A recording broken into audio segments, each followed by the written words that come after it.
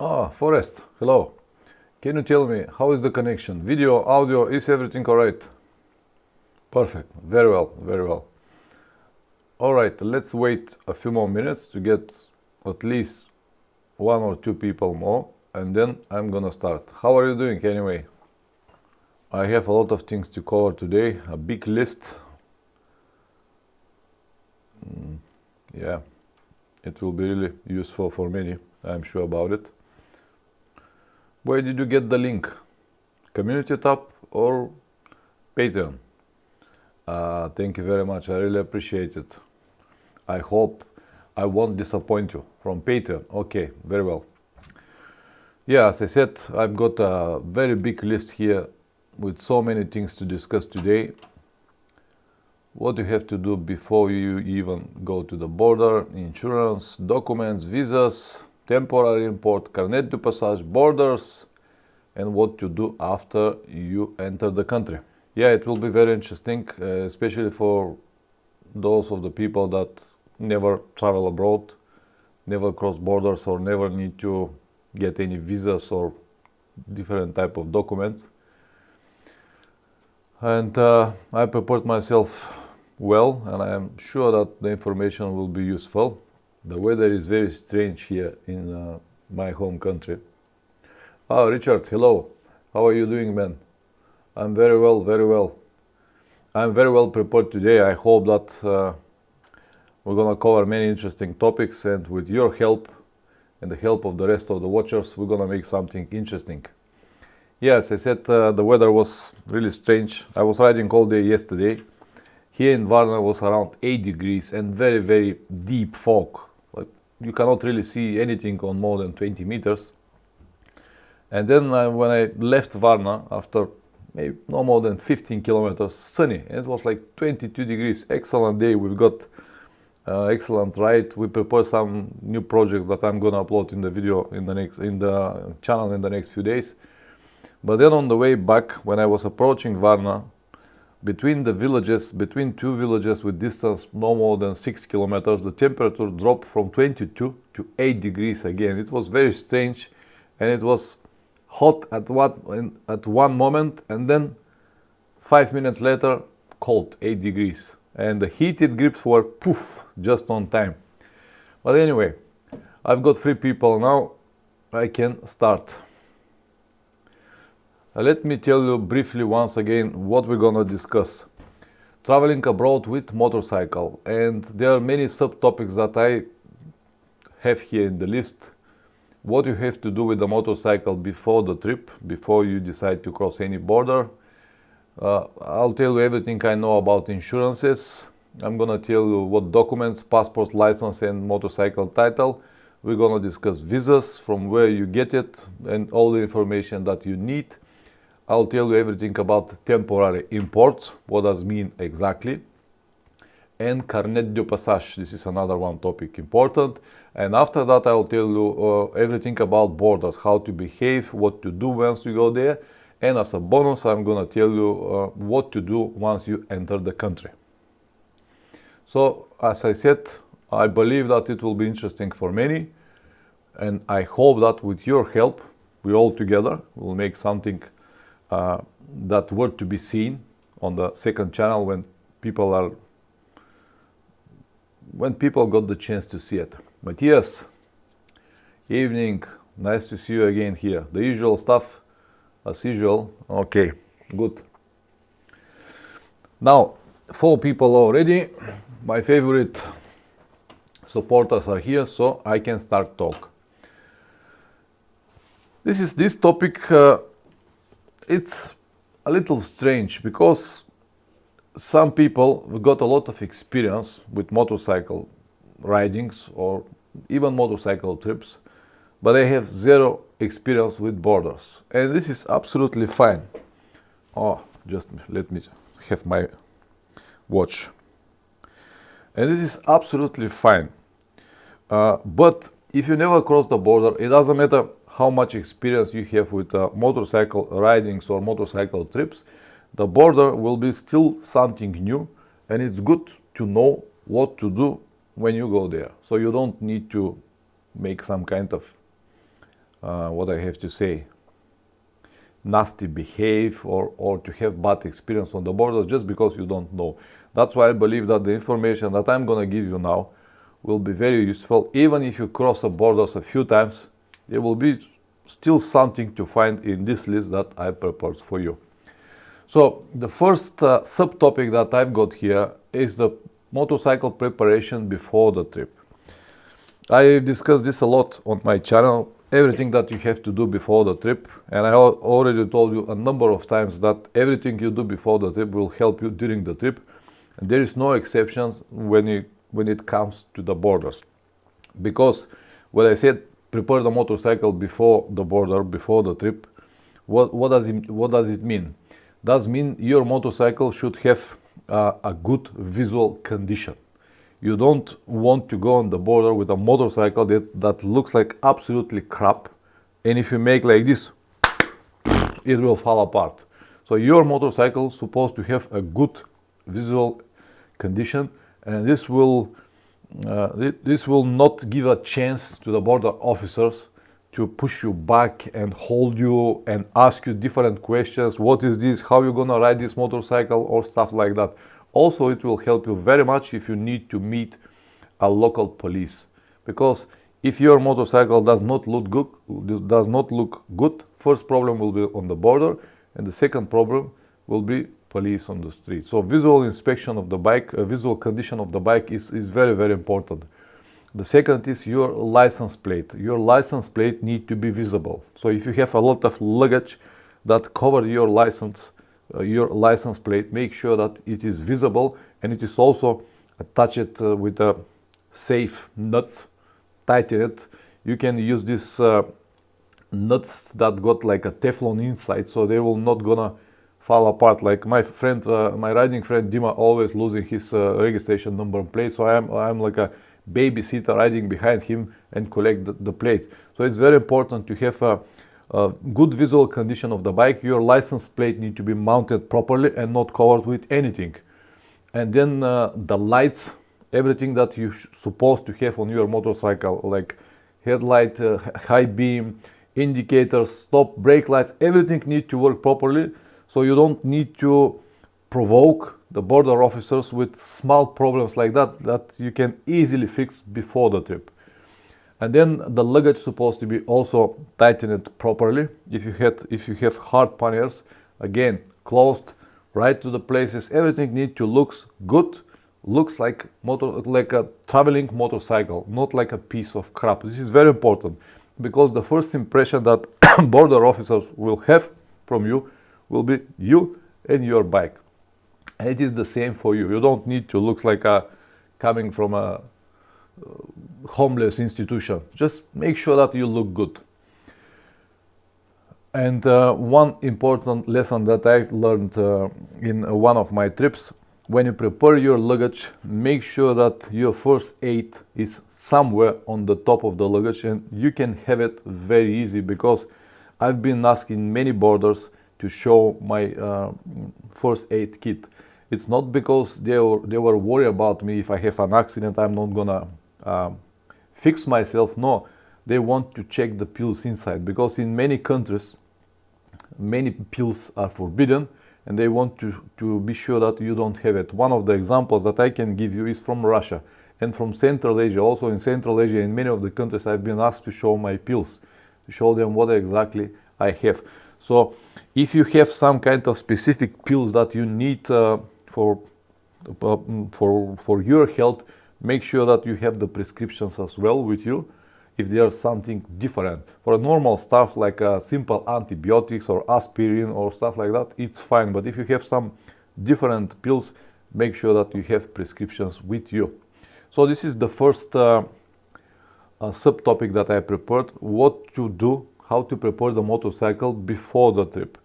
To summarize it once again: good visual condition, license plate need to be visible, all lights, everything need to be checked, luggage supposed to be tightened properly, and first aid on the top of everything, easy to access it at any given time. So let's now move to the second point, which is insurance. Insurance for traveling abroad. This is something that not many people understand rightly, and that's why I decided to have it in this list to give you a little bit more information about it. And when I said insurance, I mean two types of insurances. First is to cover your motorcycle in the case of accident, and the second will be health or life insurance. So these are two types of insurances, and you have to be sure that they will work abroad and they will work to the country that you plan to travel. This is very important. The example that I can give you now is my upcoming trip to Russia that already upset many people, but it is what it is. I planned this destination from 3 years, and I'm not going to give up now just because a few people are not happy with my decision. Anyway, but the example that I can give you is that the green card that I've got on my motorcycle that will allow me to ride it everywhere around Europe and in many countries around the world does not work now in Russia. So in Russia, I'm going to need another insurance for my motorcycle. It is the insurance for the motorcycle. This is just one of the examples, but you can have this problem in many other countries around the world. So make sure that you have a proper insurance. And not only a third-party insurance that will allow you to ride on the street, but if you have some kind of casco or insurance that will cover damages of your motorcycle, make sure that they know what they are talking. Read the whole leaflet, read the fine print, because in many of the situations they're not going to pay anything, and it is your responsibility to understand their terms and conditions and sign this insurance, because if you don't get paid, if you need it, I hope you'll never need it, but if you don't get paid after you need it, does mean only that you wasted your money. And let me tell you a personal example. Usually, I never do insurances for myself, like health insurance or life insurance or motorcycle insurance when I go and travel abroad. The reason why I never do it is because I don't really trust these companies. But after my accident in Turkey 2 years ago, I decided to make it last year on my trip around Europe and Portugal.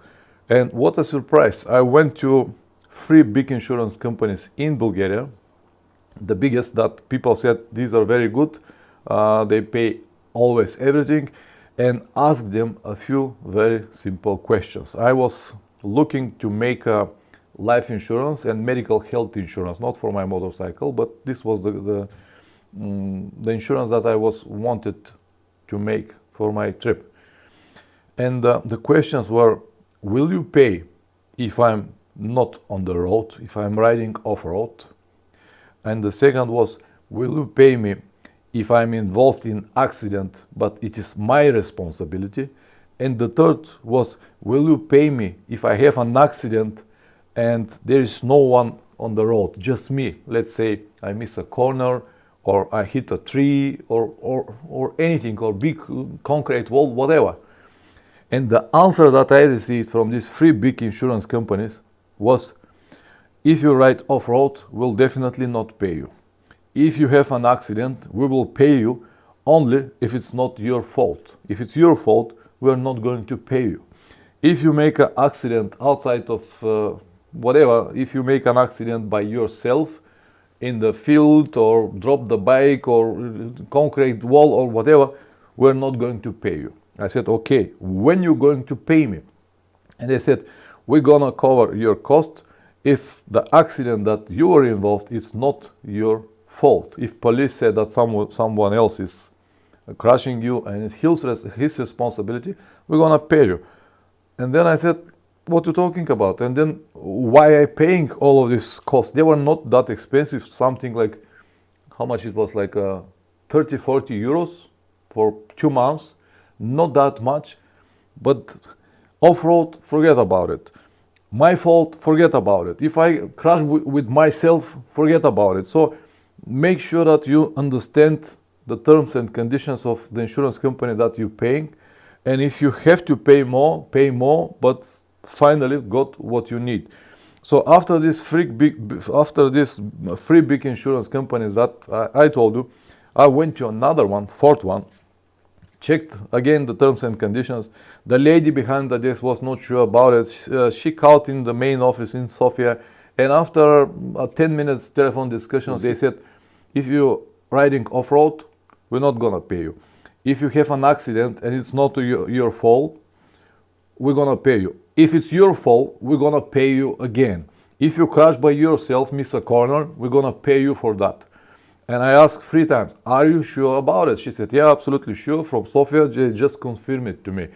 And because I couldn't find the opposite in their terms and conditions, I decided to get this insurance. And I got the insurance and I went to the trip and everything went fine. And I cannot confirm on 100% that this insurance will cover all of my costs in the case of accident. But at least this is what I found in the terms and conditions. So insurance is very, very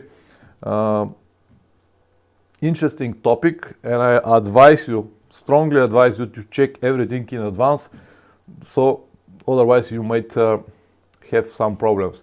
And the last thing that I would like to say on the topic with the insurance is, once you sign the deal, when you sign it, when you're sure that everything is all right, make sure that you have the emergency number somewhere on, maybe in the list in your leaflet, not only on your telephone, because during the accident you might break your telephone or you might lose it. Have it at least on 2-3 different places, the emergency number that they gave you, because many of these insurances will ask you to call in advance and ask in which hospital you can go, what they can cover. So you need to inform them in the first 24 hours or something like that. So make sure that you have the number at least in 3 different places, in a paper, in your telephone, in your luggage. But make sure that you have the access to this telephone and you can dial it immediately. That's everything about insurance. Let's move now to the next topic, which is documents, passport, driver license, and motorcycle title. So these are the documents that you're gonna need when you decided to travel abroad. And let me tell you a few things about it. The first is to make sure that the valid period of all of your documents is there. It is not going to expire after a month or after a few days, or you don't need to wait until the last moment of your trip, the last day or last week, and then get your passport and realize that it's already expired, and this will ruin everything. And believe it or not, but I have seen this with a friend of mine happening. Everything was prepared, everything, until the last day, and then he took his passport and said, my passport expired. So we need to start the trip, and he start in another direction and spend the next 2 days riding to the nearest embassy to get a new passport, not exactly new passport, it got something like a temporary passport, just to be possible for him to join us on this trip. So make sure that the valid periods of everything is there. Driver license, passport, titles, everything. And when I'm talking about driver license, if your language, the language of your driver license is different than Latin language, let's say Chinese, Korean, some kind of hieroglyphs, or maybe Arabian language, without any Latin letters, make sure that you have a translation with you, because you might not be able, or police might stop you, or the border officers, and without they being able to read the information on your license, they might not let you to drive or ride anymore in the country. So make sure that you have translation. For my documents, I don't need it because they are written with Bulgarian documents are written with Bulgarian language, but on the bottom they also got the Latin language, so everyone could read it. But if you have a different language, definitely make sure that you have a translation. Also, if you plan to make some visas, because visas will be the next topic that we're going to discuss, but when we're on the topic with the passport, if you plan to make visas, your passport needs to have at least 6 months before the final date, the date of expire, and at least 2 blank pages to put your visa in. Because in many countries around the world, they still use the old-fashioned paper visas that they stick in your passport. And you should have at least two blank pages, one for the visa and one for the stamps that you're gonna receive on the border. So if your passport, for example, been stamped many times, if you've been busy in the last few years and went to many countries and received many visas and do not have any free space, blank pages in your passport, they're not gonna give you visa. So when you apply for a visa, they will tell you minimum 6 months, expire period more, and 2 blank pages. Make sure that you have it. And the last on the topic of the documents, make sure that the title or the document of your motorcycle is on your name. If it's not on your name, then you have to have a power of attorney. Otherwise, you cannot cross any border. On the border, they will want to see. If your motorcycle is, let's say, on John, but your name is Michael, it's not gonna match and they're not gonna let you cross the border. So make sure that the title is on your name. If it's not on your name, you have a power of attorney with you. All right, let's now go to the next, which is visas. And don't worry, guys, after I finish everything, as usual, I'm gonna give you more than enough time to ask me questions. And until this moment, if you notice that something is confusing for you or you have a specific question right now, on this moment, on everything that I already covered, please stop me with the comments and I will try to reply it immediately. But if you do not, after we finish everything, after I finish with the list that I prepared, I'm gonna give you as usual more than enough time and will reply to your questions. So let's now go to the visas. Visas are something that many countries around the world will ask if you want to visit it. When you travel around Europe, especially if you're a European citizen like me, we get used to this, to cross borders without any problems, even without any borders. But when you need to travel in the countries outside of Europe, for most of these countries, you're gonna need visas. For example, when I went to my trip around Central Asia, this Pamir Highway, I needed 7 different visas. 7 different visas. It was visa for Azerbaijan, then visa for Turkmenistan, Uzbekistan, Tajikistan, Kazakhstan, Russia, and 7 visas altogether. So to have all of these visas at the same time, it's a big burden and you have to spend a lot of time to make it. So make sure that you have the right plan. Again, we're coming to the plan that I always talking about, how important it is to have the plan and everything. So before you even decided to go in the direction that you like on internet, make sure that it is possible to get a visa. And visas you can get usually from the embassies or from specific visa centers. And when you live in big capital city, in my country is Sofia, when I was in Germany it was Berlin. When I was living in Berlin, all the embassies of the different countries were in Berlin. It was easy for me to go and take all of these visas. But for example, if I'm from another city, this will be very, very difficult to receive many visas at the same time, even one visa. For one visa, usually you need to go twice to the embassy. First is to apply all the documents and apply for visa. And the second time is to receive your passport with the visa. And if you're from far away, it's difficult. So make sure that you have more than enough time before the trip to receive your visa. And if you have all the necessary documents that I discussed earlier, these 6 months, blank pages, and enough time to receive the visa, go and do it. As I said, you can do it from the embassies or from visa centers. And you have to know when exactly you're gonna need this visa and for how long the visa will be.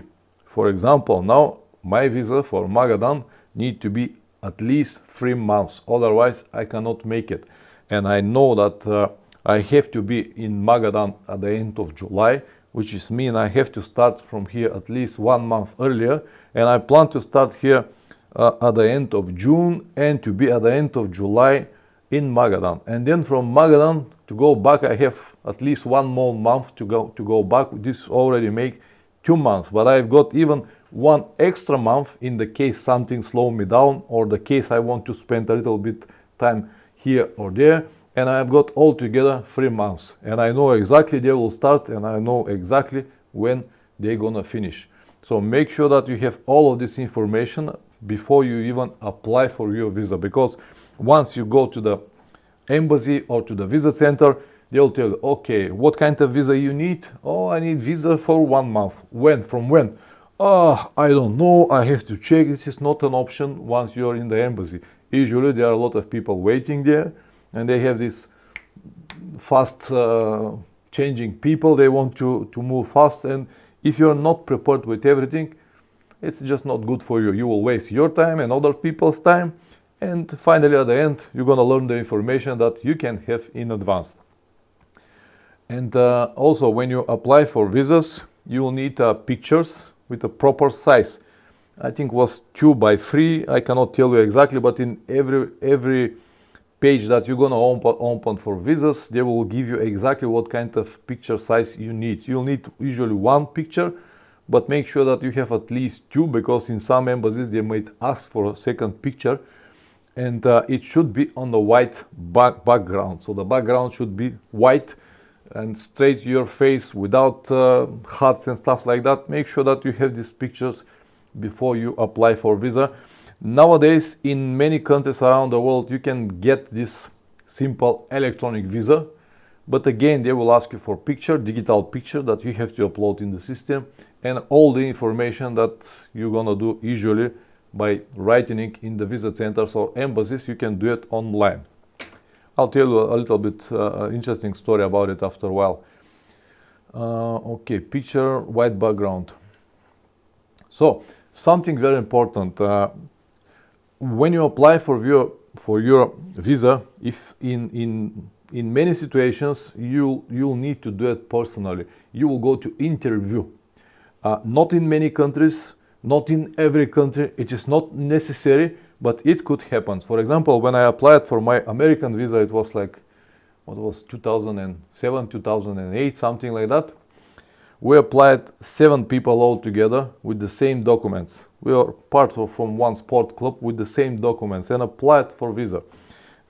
And the embassy was in Sofia, so I need to travel to Sofia to apply all the documents that I need to apply for the visa, and then come back home again. First, I went to Sofia, paid the fees, and they said after 10 days you're gonna receive notification or information to come and make an interview. But even if we cancel your application, you will still lose the fee. Fee was like $100. So I need to go twice. The second time I went to Sofia to make just an interview. And we were all together, as I said, 7 people. And only I did the interview on English language. Even that my English is very broken, I did it on English language. And guess what?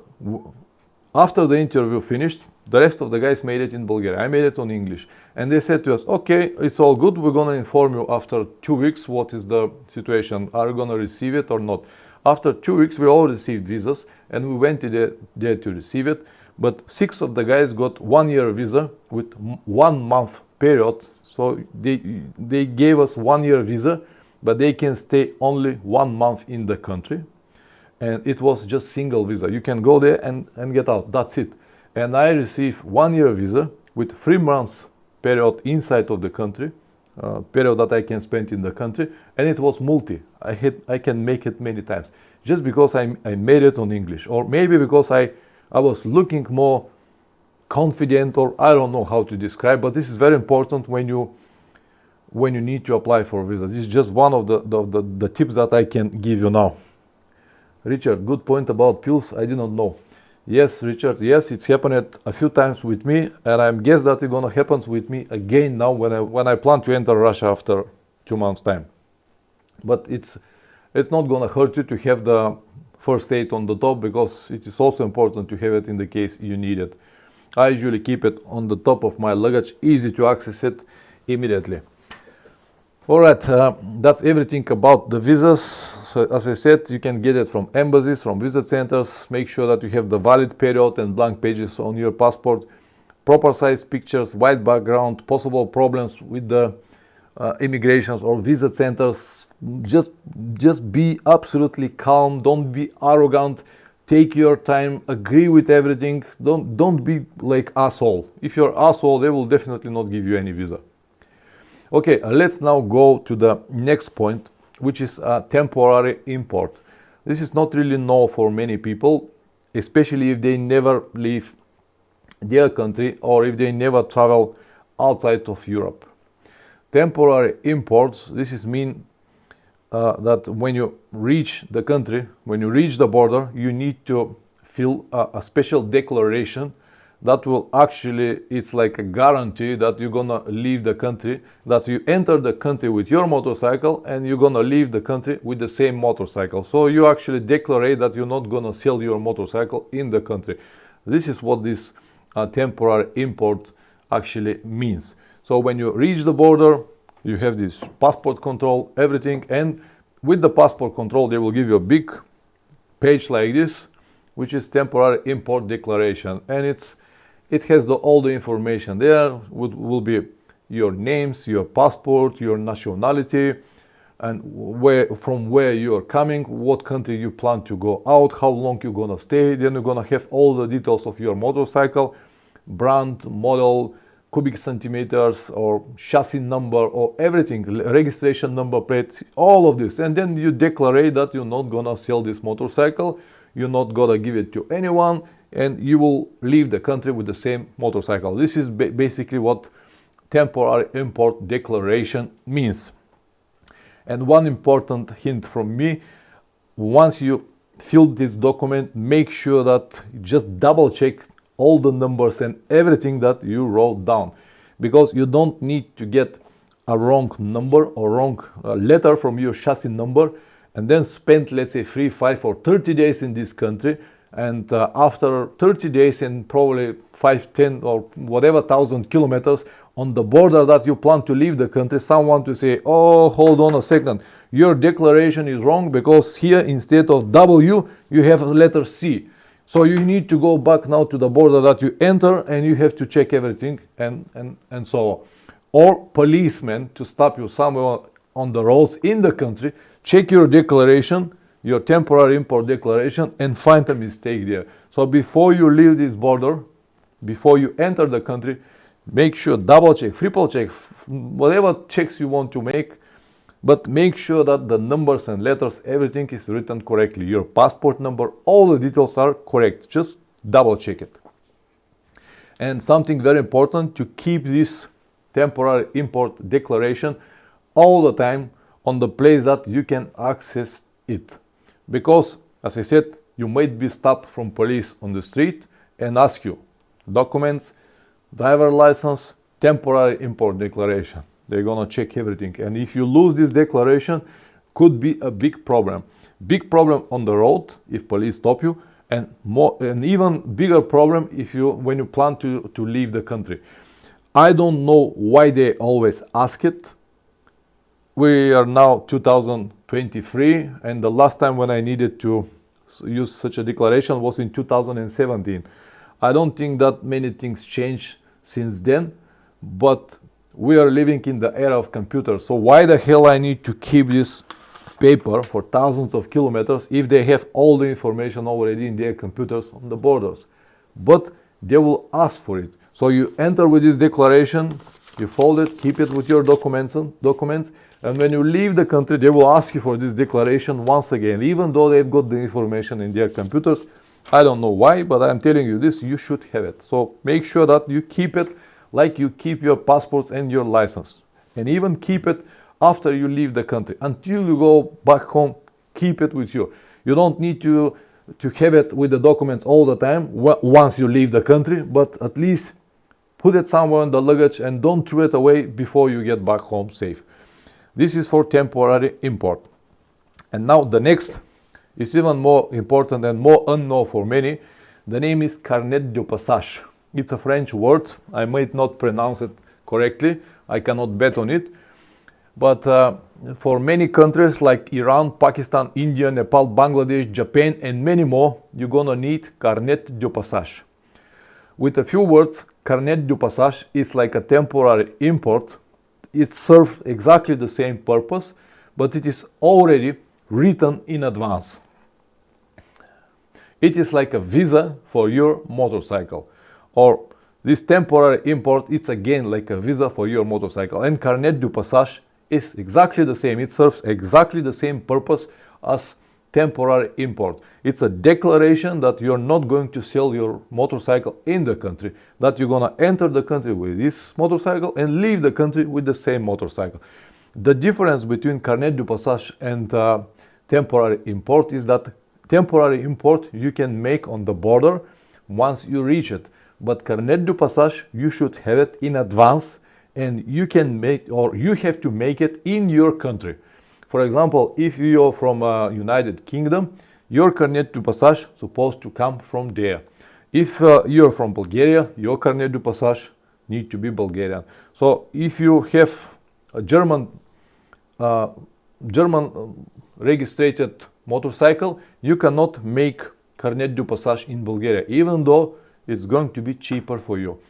This was the reason why a few years ago, when I decided to go to India, Pakistan and Nepal, first I wanted to go with my motorcycle and I needed this Carnet de Passage. And when I checked in Germany, Carnet de Passage for my motorcycle, my old Tenere back then, costed like 5,000 euros. It was like 4,500 euros was a deposit that I need to have to put in a special account in this system, in their system, in my government system, and they will keep the deposit until I come back safe with the motorcycle and with the special documents to prove that the motorcycle went to that country and come back. And after everything is okay, after I come back, they will give me the deposit back.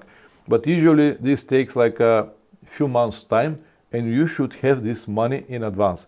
So in Germany, this Carnet de Passage costed 5,000 euros, 4,500 was deposit, and 500 euros was the fee to have all of these documents prepared. And I checked in Bulgaria, and in Bulgaria, Carnet de Passage costed 1,000 levs, which is 500 euros, 10 times less, because of the prices, different standards, different prices of the motorcycles and everything. And what I did, I went all the way from Germany to Bulgaria, changed my registration number plate from German to Bulgarian, and get all the necessary documents. I got my Carnet de Passage for 1,000 levs, which is 500 euros. And from this 500 euros, 400 were the deposit, and only 100 were the fee for my Carnet de Passage. That's big, the difference is, but you cannot make it in any other country unless you're a citizen and you can have a registration plate from the country. And let me see. So, as I said before, it's exactly like a temporary import. So when you apply for this Carnet de Passage, usually you need to go and find your automobile clubs in the country. In Germany, it was ADAC, which is ADAC. It's written like ADAC. And in Bulgaria was different institution. I don't know what will be in your country, but you have this institution, which is the National Automobile Institution or something like that. And you have to go there with the title of your motorcycle, and again you have to fill all of these declarations, the same procedure as temporary import, your details, your motorcycle details, titles and everything, and chassis number and registration number plates and everything. And then you have to be more specific. Okay, I would like to go to this in this country, to spend that much time in this country, that much time in this country. And then they will prepare everything. It will be already written on different pages in advance, and you're gonna have a big folder with many different pages. So basically, for every country that you plan to visit, you need 2 pages. One when you enter the country, and one when you're leaving the countries. And these pages, they look like this. So all of the details that you have, your motorcycle and all details are written here, and they're written here as well. So when you enter the country, on the border, they're gonna cut this part here, and this will stay in your border. And they will have another one when you're leaving the country. And when you finish your trip, whatever number of the countries that you plan, you will go back home with the folder only with this part left. And when you go to your institution, the institution that gave you this Carnet de Passage, they will check everything here, And if everything is all right, if you don't have any problems around the country and the motorcycle is there, they will return your deposit. But it is important to have at least 2 pages per country. And the fee of this Carnet de Passage depends on the pages that you want. For example, when I planned to go to Pakistan, India, Nepal and Bangladesh, I needed 2 for Pakistan, 2 for India, 2 for Nepal and 2 for Bangladesh, which is mean altogether 8 pages. And they've got Carnet de Passage 2 pages, let's say 200 euros. Carnet de Passage 5 pages, 300 euros. Carnet de Passage 8 or 12 or whatever pages you need, the prices always rise up.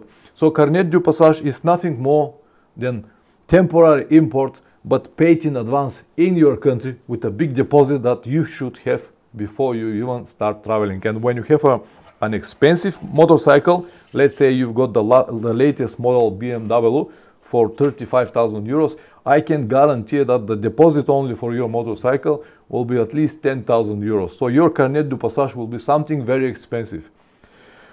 Yes, it is true that you're gonna get this money back when you come back, but it will take time. If you plan a long trip, 2-3 months, you have to be sure that you have this 10,000 euros to leave it somewhere before you come back. And this makes many of the trips very, very difficult.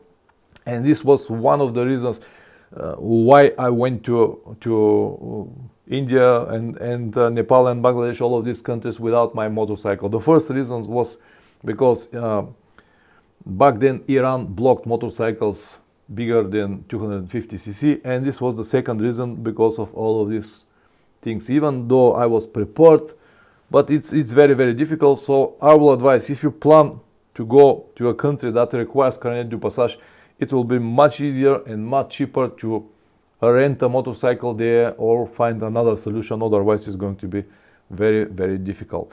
Let me see what I have on the topic Carnet de Passage. Yeah, it's like a visa for your motorcycle. It's like a temporary import declaration, but ready in advance. It has your motorcycle and your details. Your government guarantee it for you. On the temporary import declaration, you guarantee that you're gonna enter the country and leave the country with the same motorcycle. With Carnet de Passage, your government guarantee it for you. That's why they will take this deposit, to make sure that you will follow all the regulations and conditions. Okay, Matthias, do you need Carnet for Russia? No, I don't need Carnet de Passage for Russia. For Russia, I'm going to need only temporary import. I've done it before. I've been to Russia 4 times, always with a temporary import, and I'm not going to need it now. Okay, let's continue. You can receive Carnet de Passage only from your country or the country where your motorcycle is registered. Price depends on the pages. More pages you ask, higher the price is going to be. And the price is a combination between deposit and fee. The expensiver your motorcycle is, the higher the price for your Carnet de Passage is going to be. 2 pages per country, I already told you. And I already told you that you're gonna get the deposit back once you come back with the what is left from your pages in your country. That's everything on the topic Carnet de Passage. I know that this is very, very confusing or a lot of information for a short period of time. That's why now I'm gonna stop for a while and will give you a few minutes. If you have any questions on the topic Carnet de Passage or everything that I told you so far, please let me know. I will give you a few minutes and then I'm gonna continue with borders. Okay, let's drink some water. It was a long speech. Forest and Travel Matthias. Only 3 people got here in the Ilkut. Hi Ilkut. Renting bike seems the best prevent such as frustrations. Absolutely. To rent a bike or to have a bike from friend, even to buy a local bike and sell it after that, it's a very, very good option, and I highly recommend it to each and every one of you to do it. For example, my trip to Southeast Asia, Pakistan, India, Nepal, Bangladesh, with my bike will cost me at least 6 months and a lot of money, but I done it for less than 3 months, very, very cheap. You can find in all of these countries, you can find and rent very cheap motorcycles. Yet, yes, it is not going to be your machine. It is not going to be 1000cc last model, but you can have the same experience and enjoy it even more without all of these problems and this big burden to get to there. It's just impossible. Another example that I can give you is that my trips to Australia and New Zealand. If I plan to go there with my motorcycle, I don't know how many months I'm gonna need just to get there. I'm not going to discuss even the price, because every day you travel, you have costs. And when you split it to many months, the cost became too much. And then Australia and New Zealand, this means expensive shipping there and a lot of waiting time, and the price will be just astronomical. But when you get the bike, local bike, it's just fantastic. It's just so much easier. And yeah, I've been asking one of the streams, will I plan to take my motorcycle to South America? I don't think that I will go with my motorcycle, honestly. Forrest, I remember from some of your videos the bike broke and had to fix it across the border and not in the train of package. Yes, when on the way back from Central Asia with my riding friend Dima, his motorcycle broke in Kazakhstan. The first time when he actually burned his clutch was in Turkmenistan, but we were able to fix the clutch and continue traveling. But then in Kazakhstan, his clutch completely burned out and the motorcycle stopped on the road. And we spent like almost a day trying to find spare parts, but we couldn't find spare clutch plates for Suzuki DR650 in Russia. They've got all Russian parts for all Russian brands and some popular models, but not for this. So finally we needed to transport the bike to the Russian border. But just because we've got this temporary import declaration, you enter the country with this motorcycle and you cannot leave the country without the motorcycle. Even if the motorcycle costs nothing for you, you can have a lot of money and decide, okay, I don't care about this motorcycle, I will leave it here and I will go home, I will fly home. It's impossible. You enter the country with motorcycle and you need to go out of the country with a motorcycle. Otherwise, they might hold you on the border and they might even send you to the court because you broke the rules. Russell Duncan, hi everyone, sorry I made the first join the live stream. Just got home from the... Hello Russell, nice to see you here. Chris, greetings from Isle of Man. Okay guys, you came late, I already covered a lot of topics, I'm really sorry about it, but I cannot go back and say everything, but don't worry about it. On my second channel, Motorcycle Adventures Live, on Tuesday, all of this, the whole conversation, include the comments and everything, will be there, so you will be able to watch it after 2 days. Because once the stream finish on this channel, I'm gonna delete it from my channel and you'll be able to see it on my second channel after 2 days. Ilkut, renting local bikes in the country also solve a lot of problems with spare parts and issues. Absolutely. Renting bikes, it's a very good option and I highly recommend it to each and every one of you. Change your mind and do it and you will feel so much better and you will have so much time and you will enjoy it even more. As I said, in India, in Pakistan, I rode first motorcycle Benelli 250cc. In India and Nepal, it was Royal Enfield Himalayan. And in Bangladesh, it was like 200cc Chinese bike. But it doesn't matter because I've got so much fun there. I enjoyed the country. I don't need to worry about motorcycle. I've got all the freedom that I need. And instead of traveling 6 months and ride in the country 1 month, I've got all the time just for riding in the country. So definitely try it. All right, Chris, understood. So let me tell you another one situation when you're gonna need it, the motorcycle. The second story that I plan to tell you is with my riding friend Dima in Morocco. He fell down and broke his leg.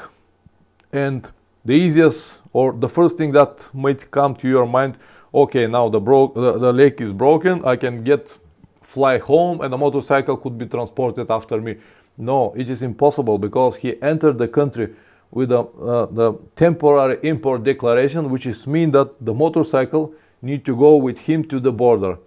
If your leg is broken, okay, you can stay in the car, but the motorcycle need to come with you. And this was the reason why he needed even to travel 1,000 kilometers to the Spanish borders with a broken leg, just because he cannot leave the country without the motorcycle. And this will be the same with the temporary import declaration or with Carnet de Passage. No difference. You have to have the motorcycle with you when you're leaving the country. Wim Ross, do you take your luggage bags like your tank bag when you use a rented motorcycle, or do you buy something else? Every time when I was having trip, not with my motorcycle, I brought everything with me. A big bag, everything. All of my luggage, all of my gear, even my helmet. And I'll tell you a funny story after a while, but yes, I always take all the gear with me because I know that my body is not the typical size. I know that I will need a specific gear and I want to be comfortable. That's why I always prefer to have everything with me. My helmet, my gloves, my boots, everything in big bag, and I fly with this bike to the countries that I plan to travel. Motorcycle is not a problem. Whatever I've got, whatever I will ride, but the gear, I prefer to have my own gear. If you're a typical size and you know that whatever gear you have will be fine for you, then you can rent the gear as well. Or many companies provide gear as well. One of the companies that I went to ride was here in Spain. It's Toro Adventure. They provide this adventure tours with BM GS 1250, with dirt bikes, everything, and they also got a lot of gear. When you go there to their base to rent a motorcycle and make the plans for the days, they can offer you also a gear, helmets, jackets, everything. But again, it's something that might match with you, might not. If you're different size, helmets, it's different story to have a different helmet. So I don't know, whatever works for you. All right, so the next subtopic that I have here in the list are borders. How you have to behave on the borders. So you have to be as calm as possible. Everything starts even before the border. Just because we are traveling with motorcycles, this will give us a chance to cheat a bit, to overtake big queues and go to one of the first positions before the real border. So it might not be right, but I will never wait 1 kilometer or more cars just to reach the border with my motorcycle. And don't worry about it, none of the cars will make problems to you. Drivers of the cars, they understand that you're with motorcycle, which is mean that you're exposed to the cold, to the rain, to the heat, and they're with their cars, they've got air conditioning, they have drinks, they have food, everything, but you're a motorcycle rider. They will not gonna make a problem unless you're probably 20-30 people, a big group, then it might be a problem. But if you're alone or 2-3 people, they will never make problems to you. So you don't need to wait all of these big lines of cars on the borders. You just need to ride right in front of everyone, and when you see 3, 4, 5 or maximum 10 cars before the real border, then stop and ask the person there to let you go in front of him. I can guarantee that they will say just no problem, go. And let me tell you a funny story. A few years ago I was coming from Europe, and it was a Hungarian-Romanian border. And a big queue, I don't know, probably around 5 kilometers of cars. I overtook everyone and went right in front of the border officer, and there were like 5 cars left. And I stopped there, and then I saw a border officer from the cabin there, saw me, and get out like this with angry face, and he said, "Hey, motorbike, come here, come here." I said, "Oh man, not now. It was so hot and all of these people." I said, come here. And I left the bike and started walking in his direction. He said, no, with the bike. So I started the bike, went over there. I was the first before all of the cars. And he said, "What is this, KTM?" I said, "No, it's Yamaha." "Oh, I've got KTM Duke." "Where are you going?" I said, "I'm going to Bulgaria." Okay, go, give me your passport. "Welcome." I said, "Huh? Okay." So even the border officer was some kind of rider, and he was good man. He just does not care that all of these people are waiting. But this is one story, and I've seen another story when the border officer sees someone that's cheating like me and then send them back to wait everyone. That's why I said that give it at least 5 or 10 cars before the border. They don't need to see you that you overtake everyone, and be calm and wait the last 5 or 10 people, and you'll be all right. Usually, as I said, drivers are very polite, they will let you go, but again, you have to behave like a normal person, not to be arrogant, not to argue with everyone, because you're all in the same situation. You wait, and when people wait, they get nervous. Just behave like a normal person. So behavior is very important. I told you what to do when you're approaching borders. Just be calm. 5-10 cars, then you can stop and wait. You don't need even to start your motorcycle all the time. Just push it, because the cars move very slowly. They move one car and stop. You don't need to start it every time. You don't need to just to upset people around you. Just push it, push it, push it. This will also give you a chance to stand up, to stretch your legs, to prepare your documents. And the second point is make sure that your documents are on easy to access location. I usually keep all of my documents, license, passports, everything on my jacket, on the pocket of my jacket. So when I stop over there on the counter, I can easily have it and give it to the border officer. You don't need to stop in front of everyone and then start opening a big box, big folders, all of these papers and documents, and everyone behind you wait. Just make sure that everything is prepared. Your passport, your license, your title, everything is there. Fold it, give it to the officer, he will stamp it and will let you go. When you make everything easy for him, he will make it easy for you. That simple it is. Something very important. Just because you have visa does not guarantee that you're gonna enter the country. Immigration officers are the people that will decide to let you go or not. Ilkut. Nobody causes problem in border passes unless you have a big group. Yes, exactly. If you are in a big group, if you are very arrogant, if you want to go, the whole group go in front of everyone, then people might make a problem. But if you are alone, no one. Let me tell you another one story, funny story, I remember it now. It was between a border between Kazakhstan and Russia.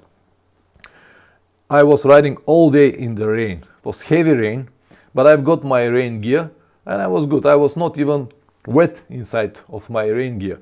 But when I reached the border, finally I reached the border, and it was so busy with so many cars and people everywhere around, and the cars were parked so tight one next to another that I cannot even ride between the cars. So I stopped probably around like 100 meters from the border. I was so blocked, so jammed with cars that I cannot ride anymore.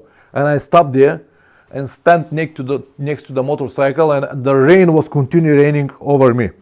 I was with rain gear, with helmet, everything, and I was just staying calm because I see that I cannot do anything. I just cannot move. And then suddenly one of the guys from the cars get out of the car and said, "How are you?" I said, "I'm okay." "Hold on." And he started honking. Beep, beep, beep, beep. He moved the whole group. He moved probably around 5-10 cars. And said, "Go, go, go, go. You don't need to stay here. You're so wet, you're gonna get cold." And he let me go in front of everyone. And the border officer there opened the gate and let me go in. And everyone let me go in so fast. It was just like 5 minutes. I went to the counters with all these people waiting. And one of the guys said, come to me. My passport, boom, 5 minutes and I was in Russia. And usually people waited there for hours. For me it was 5 minutes because I was a terrible picture.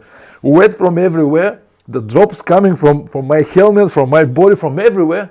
But actually I was fine. I was not cold, I was not wet, but they don't know that. So this was one of the situations when the terrible conditions, weather conditions, just helped me to go fast through the border. But let's go back to the important topics here. So you have to behave you have to be very gentle, very calm, and very polite, because just because you have visa, this is not a guarantee that you're gonna enter the country. So be calm and be quiet. Take your time, whatever they said. If the officer said, move your motorcycle here, just move it. If he said, turn it off, turn it off. Give me this document, here you go, this document.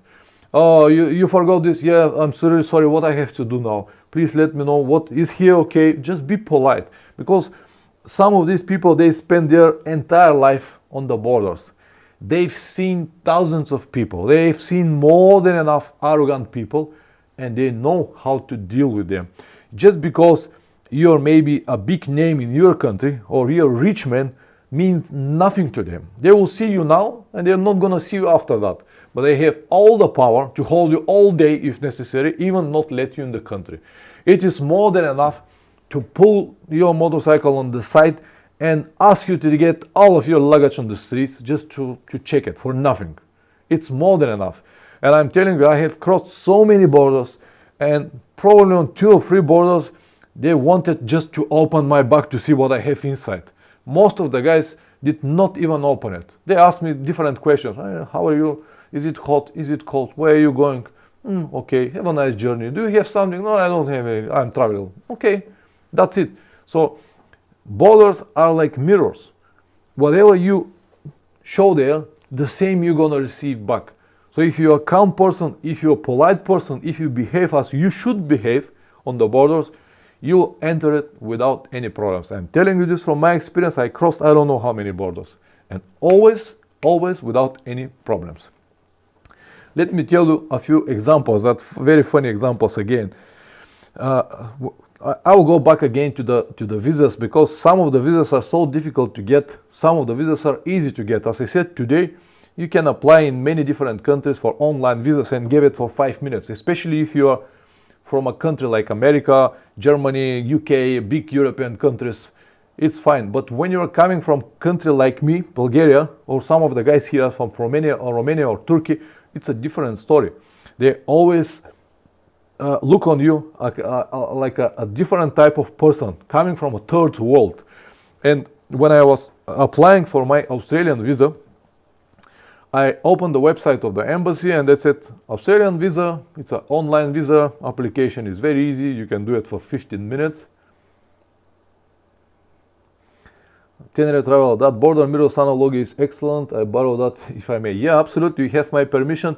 And in fact, this mirror, it's everywhere. Once I told you the story about a small dog that entered a room with mirrors and make this, and all the mirrors made the same. And when the dog smile, all the mirrors smile. It doesn't matter, border or your everyday life, whatever you present, the same you're gonna have back. Anyway, let's go back to Australian visa. I read that it's online application, you can do it for 15 minutes. I opened this application, your name, passport number, where you're going, how long you're gonna stay, easy, busy, everything was going really fast. Who is going to pay? I'm gonna pay. Bank details, I put my bank details, everything.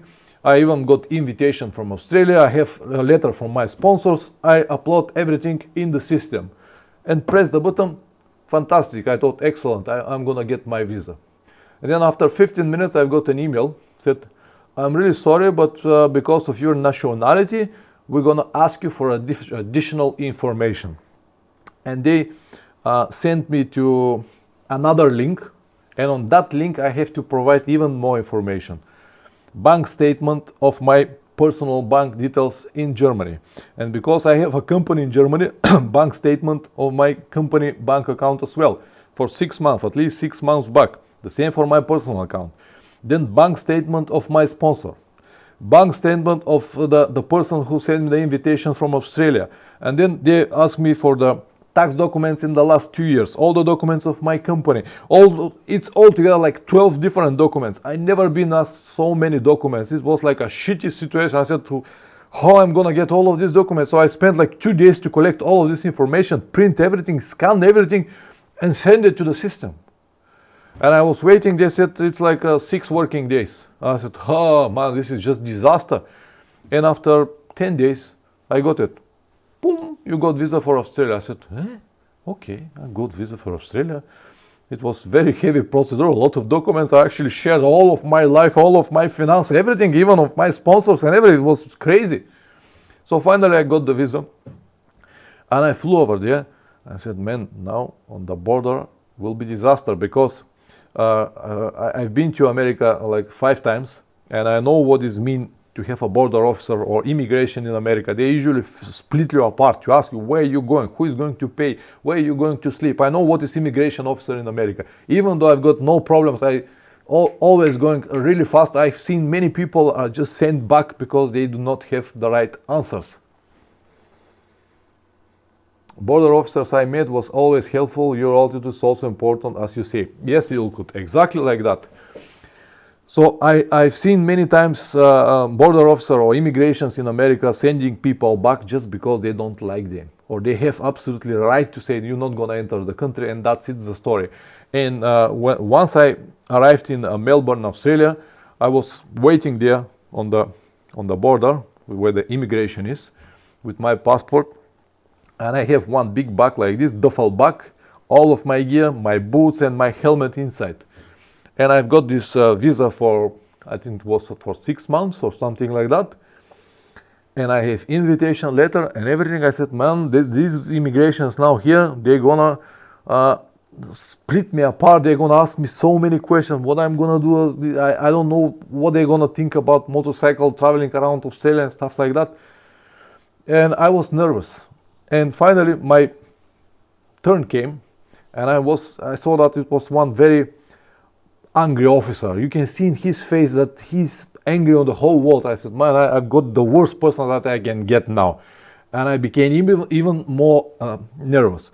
And the person behind me started to argue something with him, and he was so upset and everything, and they're shaking hands, and the border officer said, move away here. And he was complaining, and then the border officer pointed me and said, go to the next counter, because he don't want to get this queue. And I was sent to the next counter, and it was a lady, fat lady.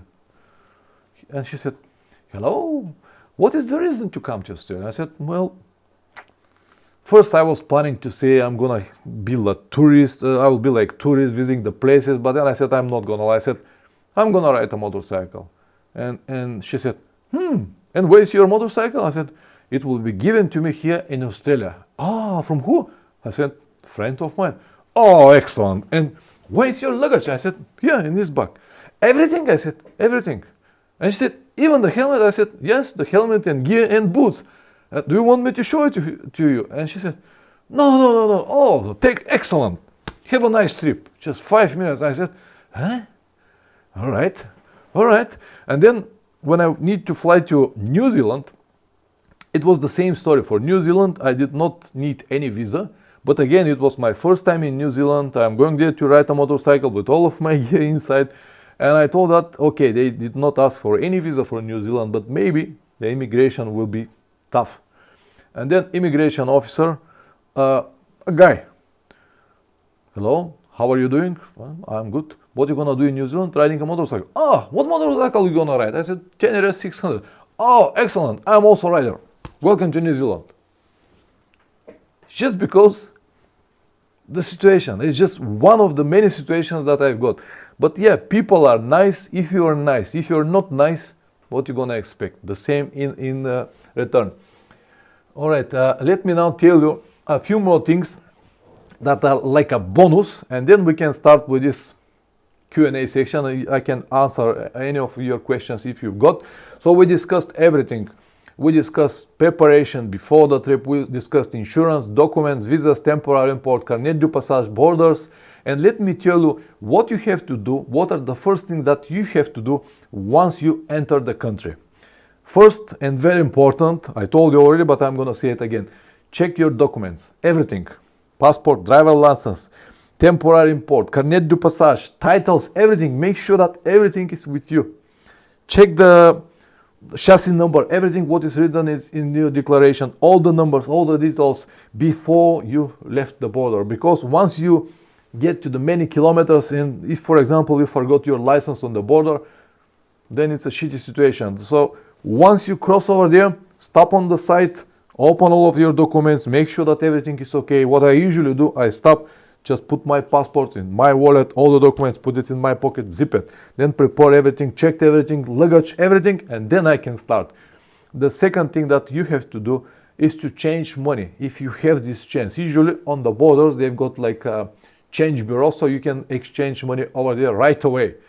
Because you don't need to rely only on your cards. In many of the countries, cards does not work, so make sure that you change at least small amount of money. It could be just 20-30 euros, but to have a local currency, because you might need to stop on the first petrol station to get one coffee or even to pay for toilet, and if you don't have any cash with you, it's just impossible. So change money if you have it. The next is to buy vignette, rolled vignette, if the country asks for it. Usually on the borders they have it, so you can buy it right on the border, whatever price it is, buy minimum days or whatever days you need right on the border and avoid problems after that. Once you start riding, you might forget it and you might be stopped somewhere, and then you're gonna pay a big bill for it. And if possible, it's also possible, I've done it a few times, buy a SIM card, local SIM card, right on the borders, if you can't find it. If you cannot, you can always buy it later, but when you have a local SIM card, it will be probably with internet, and you're gonna have a connection. You don't need to pay a huge roaming bills. So these are the first 4 things that I always do once I reach or once I enter the country. Document check, change money, buy road vignette and SIM card if possible. And then it's easy. Just start riding and enjoy the journey. Alright, that's everything that I plan to tell you for today. It was a long speech, 45 minutes, like in the school. Now guys, I'm gonna give you time to answer questions if you have. Feel free to ask me anything. It does not need to be on this topic. You can ask me anything else you want. How is the vignette issue in Bulgaria for foreigners? If you ride a motorcycle, it's free. You don't need to pay any vignette. If you're with car, you can buy a road vignette on every petrol station.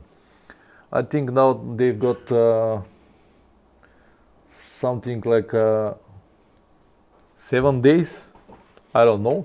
But for motorcycles, it's free. You don't need to buy anything.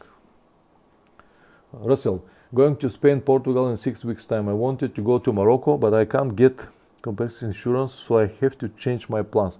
Hope to go to Morocco late in this year and hire a bike. Yes, as I told you, not many motorcycle companies will, not many insurance companies will provide what you need. So what insurance to get, I'm not sure about it. Keep in mind that the prices of the medical service in Morocco are very cheap compared to the prices of the medical service in Europe. The example I can give you now is that when my riding friend Dima fell in Morocco and broke his leg, we need to ask ambulance. So the first ambulance that came transported him for about 50 kilometers. And then in the hospital that we've been, they realized they make him x-ray and checked everything, and they said that he need to be transported to another hospital, which was in Ouarzazate, 250 kilometers away, and they cannot plaster it over there. So they sent him with the second ambulance to Ouarzazate, 250 kilometers away. So we already got like 300 kilometers with ambulances in Morocco. And in Ouarzazate, they plastered the leg, and I went to the pharmacy and bought some pills, some painkillers, and bought even the crutches. And the whole price of everything, 2 ambulances, the service, and the crutches and pills, everything costed, guess how much? $100, everything.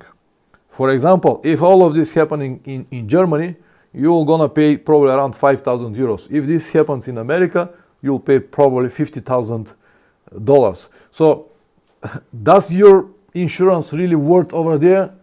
I cannot tell you, but make sure that you find a company that will cover you in all of your daily activities. If you plan to ride off-road in Morocco, I can guarantee that you wouldn't be able to find anything unless you pay insurance that will cost you something like probably like 500 euros. I don't know.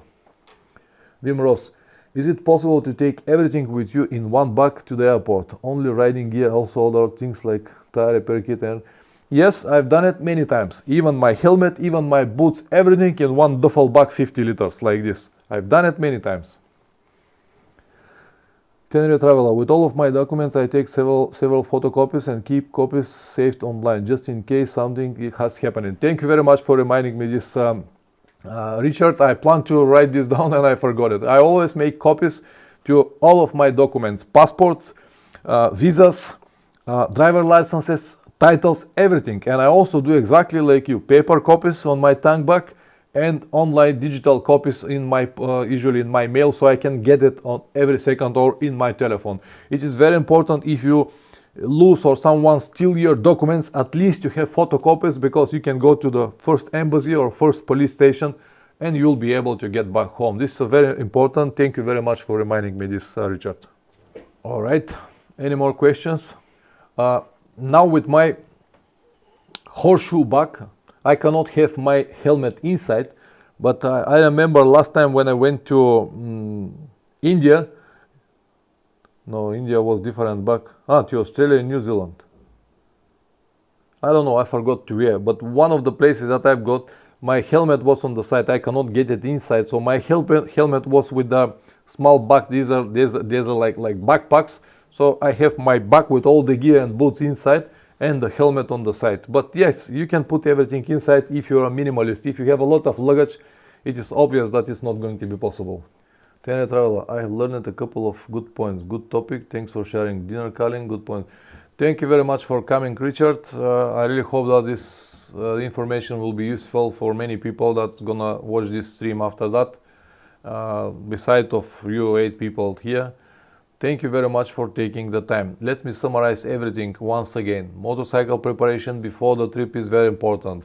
Visual condition of your motorcycle, license plate, lights, luggage, first aid kit and more. Wim Ross, something completely different. Do you use a separate footprint to protect the bottom of your tent? No, I do not, because I have a good tent that got 10,000 millimeters of water column on the bottom and 5,000 on the top, and this is more than enough to protect me in heavy rain, and I've seen it many times. It is a good idea, but it's another one layer to take with you, and if your tent is already big and this as well, even though it could be just a simple piece of plastic that when you fold it's not that big, if you think that you're gonna need it, if your tent is not good enough, if the water column or the waterproof material is not that good, it is better to take it. Yes, it is better to take it. Ilkut, thanks for your time and energy to share valuable experience. My pleasure, Ilkut, my pleasure. Thank you very much for coming. Thank you very much, guys. So first is preparation, I told you. Second was insurance, find the right company, motorcycle cover, health and insurance cover, emergency numbers. The third was documents, passport, license and motorcycle title. Make sure that you have valid period for all documents. If the language is different than Latin, Arabic or Chinese, you need translation. Minimum 6 months and 2 empty pages for visa. Bike title on your name or power of attorney. Visas. You can get it from embassies, visa centers, valid period from 2. Pictures, proper size, white background, possible problems that you might have. Graham, I'm late arriving here. Maybe the clock time was changed in Bulgaria this week. Yes, it was changed. I'm really sorry about it. We are 1 hour ahead during this summer change of the time. I'm really sorry about this, Graham. You missed the whole conversation. I think it was very useful, but don't worry about it. On Tuesday, the whole stream is going to be online on my second channel, Motorcycle Adventures Live. Okay, this is my second channel, guys. For everyone who missed the conversation or want to watch it again, on Tuesday around 8 o'clock in the evening East European time, I will upload this pre-recorded version of the street. I will cut some of the just pointless moments without any talks on it, and you can watch it again, and I hope that many people will watch it to gain the information that needed. Alright, let me continue. It was visas, embassies, temporary import declaration with your motorcycle. Carnet de Passage is the same like temporary import, but issued from your country. I told you about everything about borders and what to do. Good. Thank you very much, Graham. Yes, if you've subscribed, you're not gonna miss the conversation. For the next week, it's going to be okay already. The time you will know it, but I'm really sorry about it. Russell Duncan, is there one place I should go, or one thing I must say in Spain when I should be there? Spain is a beautiful country, and there are so many things to see, and I cannot point to just one place, because first of all, I don't know what you prefer. Some people prefer museums, some others prefer just to go off-road or to see different attractions. But Spain is a beautiful country, fantastic people, they always smile, fantastic food, so many things to see. Just make sure that you have more than enough time to visit it and make a good plan, make a good research.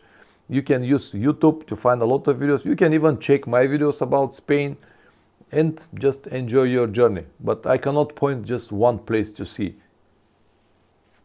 I like northern part of Spain. I like the North Sea and all these green areas. Many people will swear that nothing better than Barcelona. I've been to Barcelona as well. It's a nice place, but it's not something like I would like to go again. The coastlines are nice. All of this East Coast, all of these beautiful resorts, one after another, fantastic. But I honestly enjoy different things, so I cannot really say. Any more questions, guys? Give me a chance to explain you a little bit more if you ask me. If you do not, I just will stick whatever I said. And I will, if you have any advice about topic for the next Sunday, you can tell me now. If you don't say anything, it will be my choice as usual. When it's my choice, I can prepare myself much better, and it doesn't mean that if you ask something I cannot reply. But let me tell you something interesting. I'm gonna upload a video probably on Saturday about it, but between 11th and 14th of May, here in Bulgaria, very close to my hometown, we're gonna have one interesting meeting, motorcycle meeting. It's like an annual meeting of all Bulgarian adventure riders, Bulgarian adventure group riders. It's a really nice meeting. Will be more than 100 people that travel with motorcycles around the world.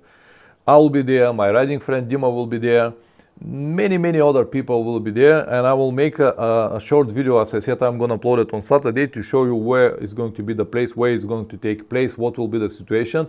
But I can guarantee that it will be interesting, and for all people that are living close, like Turkey, Serbia or Romania, will be maybe nice to come and see it. It will be for 3 days. They will have some interesting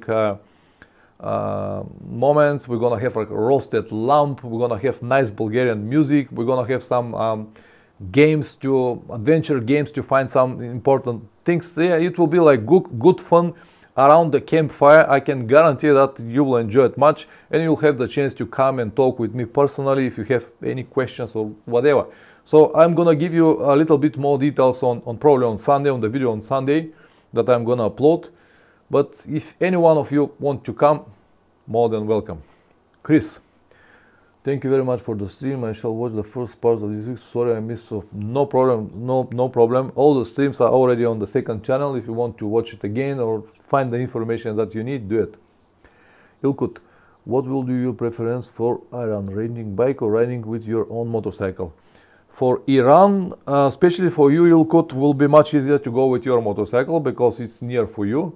If I go with my motorcycle, I will also go with the bike because it is not that bad, it's not that far away, and it's easy to access it once I cross Turkey and I'm in Iran. So for Iran, it's probably better to go with your motorcycle because you wouldn't find that many options to rent.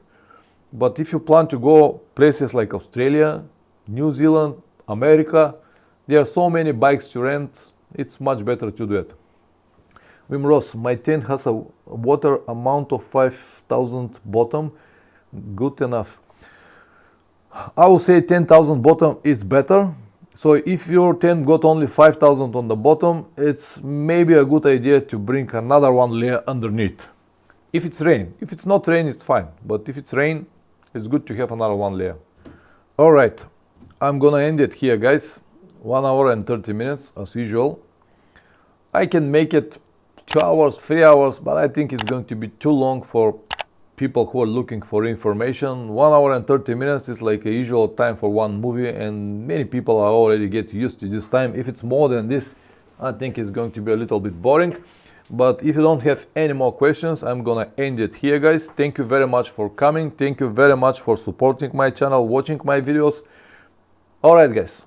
See you next time. Ciao.